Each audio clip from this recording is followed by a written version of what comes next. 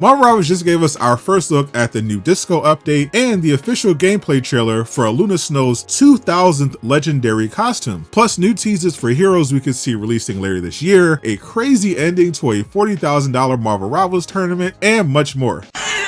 What it do, Durag Nation? The vibes have been great so far for the start of Marvel Rivals Season 6, so we've got a lot to talk about, including Marvel Rivals news that went so viral, even the National Basketball Association is covering it. So as usual, I'll quickly break down everything you need to know. First, Hawk smash that hype button so YouTube shares the news, and let's get it. So this is the start of Disco Week for Marvel Rivals, something that 90% of the people who play this game are too young to actually remember, but it still looks really cool. Rivals started things off with the Boogie Bolt costume for Thor, who was doing his best Saturday Night Fever impression while also looking like Elvis with blonde hair. Awaken the rage of battle!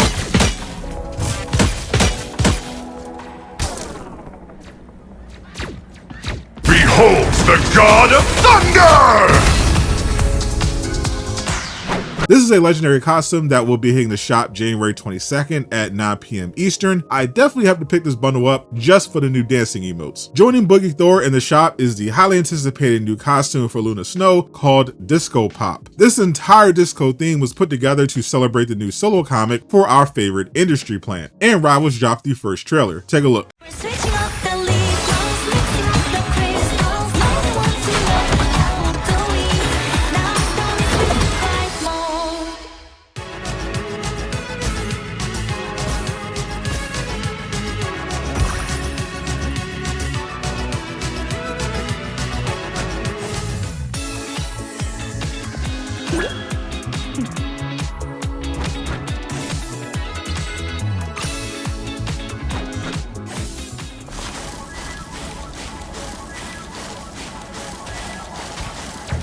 Be your best self.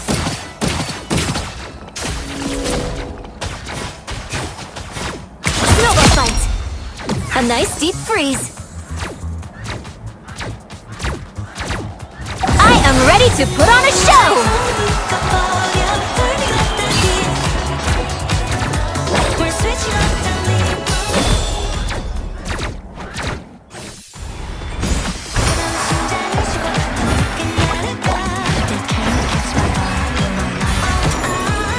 Both of these costumes will only be available for a limited time and will leave the shop on February 20th. So make sure you grab whichever you want before then if you're really interested, because it'll be a while before they come back into the rotation. But don't worry, nearly every costume so far that's been vaulted has been brought back for a limited time. Some Rivals content that won't be limited is the new Marvel Rivals poster collection. If you love the art of Marvel Rivals, Dark Horse Comics is selling this awesome book of tear out gallery quality prints celebrating the incredible art of the game. It's only $30, so I'll definitely pick up a copy for my growing Marvel Rivals collection. The other big content update this week is Rivals cracking down on Lord farming with a new gameplay detection system to punish accounts that are trolling games in order to get proficiency rewards faster. Plus we have Disco Night at Times Square, where you'll have the chance to show off the new disco costumes and your favorite Deadpool variant, and a new area of the map dedicated to dancing. Check out the preview trailer.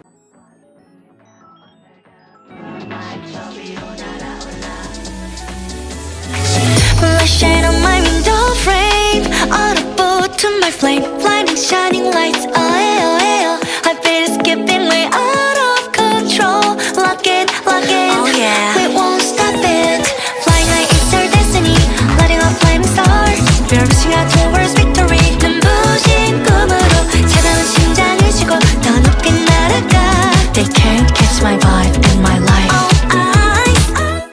I'm sure most of the dancing section will be Venom and swimsuit skins. This was also an exciting weekend for Rivals, as in addition to the game hitting 200,000 concurrent players on Steam, there was a $40,000 creator event that went massively viral. The 40k Deadpool tournament, where nobody played Deadpool because he was power crept out of the meta, was won by Team Captain Squad. The player who originally discovered Wolverine was secretly OP, but everyone couldn't stop talking about the S-rank Magik user who was banished from the heroes party for messing with the vibes. I mean a top 500 Magik player named Kingsman, was kicked out of the tournament by his captain for toxicity for asking his teammate to play something other than Black Widow after they kept going 0-5 during practice, because he needed to win the money to pay for his college. Fortunately for him, his story went so viral that even NBA franchise the Atlanta Hawks made a meme about it. His former team also finished the tournament 1-9. The tournament host apologized and admitted they messed up, and Kingsman probably made enough money this weekend to pay his tuition. So it was a happy ending, except for all the basement camping Cheeto dust inhalers who are using this as an excuse to attack women. Why can't people in this community stop being so weird? For the next tournament, I hope Rivals nerfs the poke slot meta so people actually use the new hero. Speaking of new heroes, a bunch were teased as part of the latest Season 6 Marvel Rivals lore, and we learned more about Elsa Bloodstone and her abilities. In Elsa's new lore, which you can get for free in the new Jeff event, as well as by reading Deadpool and Jeff's team up lore entry, we learned Elsa was hired by the Collector to hunt down monsters and bring them back to his museum so they weren't erased by the time stream entanglement. But after learning he was also keeping non-monsters prisoner and forcing them to fight for sport, she started questioning her employment. This explains the gladiator costume Mantis has on the battle pass, since she was one of the people the Collector captured. Elsa is also getting a power-up to her breathing gun, which we found out in the Deadpool team-up lore entry, where she used it on a magic unicorn toy Deadpool gave to Jeff while she was torturing the Merc with a mouth for being really annoying. I wonder if it'll be a lore-based ability like Rogue's Chronovian powers, or if she'll be the team-up anchor for Deadpool. Wade also teased a bunch of heroes in his own lore entry. We learned that he was exploring the collapsing timelines on a school bus he stole from Strange Academy, Doctor Strange's school of witchcraft and wizardry. That includes heroes like Doyle Dormammu, a boy whose life was saved by receiving power from the ruler of the Dark Dimension. Deadpool was convinced to work for the Collector because of the giant amount of money, but he also liked the idea of saving things from being erased. On his travels, Deadpool collected all the Infinity Stones and visited a planet based on the Age of Apocalypse comic event where X-Men villain Apocalypse is waging war against the gods, which is brought up in dialogue with Magik and Wanda. This means they will probably base an entire future season of Marvel Rivals around this, while introducing Apocalypse as either a lore villain like Noel or both a playable hero and lore villain like Ultron. Deadpool also hung out with Spider-Ham, who most people remember from Into the Spider-Verse, and Wade briefly saw Gwenpool when he scooped up Jeff for the first time. He even watched fan favorite Marvel character Beta Ray Bill get beat up by a cosmic shark. That's on top of the heroes he teased in his dialogue options like Juggernaut and Colossus as vanguards, as well as Cyclops, who we assume will be coming to the game after his appearance in last season's trailer. The Deadpool lore also confirmed the Season 7 heroes, the villain, and the location. The final gallery card confirmed Mayor Kingpin will be the main villain as Deadpool returns to New York, while Spider-Man love interest Black Cat and Luna Snow's Agents of Atlas teammate White Fox will be joining the roster as playable heroes. I already know NetEase will make millions off of Black Cat skins. This is going to be an amazing year for superhero fans, especially if you're looking for more superhero games besides Rivals. There are a ton to look forward to, which I took the time to break down for you. Click the video on screen to learn more. And a huge shout out to everyone supporting me on Patreon. Join for free so you never miss an update.